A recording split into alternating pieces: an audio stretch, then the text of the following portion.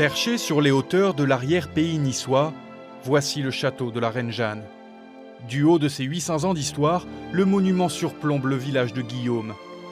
Le château n'a pas été épargné par le temps, mais avec un peu d'imagination et un bon guide, ses secrets se dévoilent. On avait ici devant l'entrée un pont-levis, on peut trouver encore les réservations pour quand le pont-levis s'ouvrait.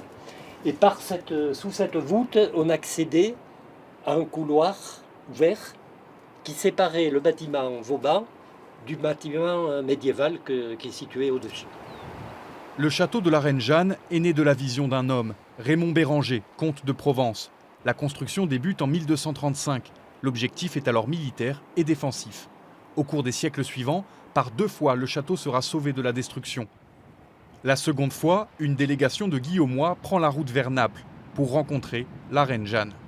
Il faut imaginer à l'époque ce que ça devait être de partir de Guillaume, déjà 2 journées de cheval pour aller à Nice, se rendre à Naples, dans un château très impressionnant et rencontrer une reine. En reconnaissance de leur fidélité, la reine permet aux habitants de conserver certains privilèges, dont leur château, alors renommé en son honneur. Aujourd'hui, les habitants du village se battent pour sauver une nouvelle fois leur identité, car l'édifice s'effondre lentement. C'est l'emblème un peu du village de Guillaume. Et puis, fier de l'avoir et on aimerait bien qu'il soit un peu rénové. Si on ne peut pas l'embellir de plus, mais au moins qu'il reste comme ça, quoi. Il est très touristiquement, il est très filmé, très photographié. Les gens se posent beaucoup de questions sur le château de Guillaume quand ils viennent.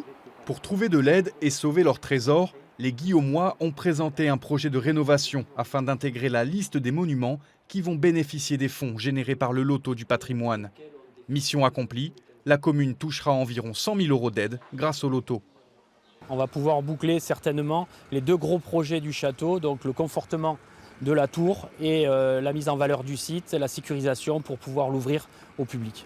Les premiers travaux devraient être engagés d'ici la fin de l'année. La réouverture du site au public est-elle prévue début 2020 ?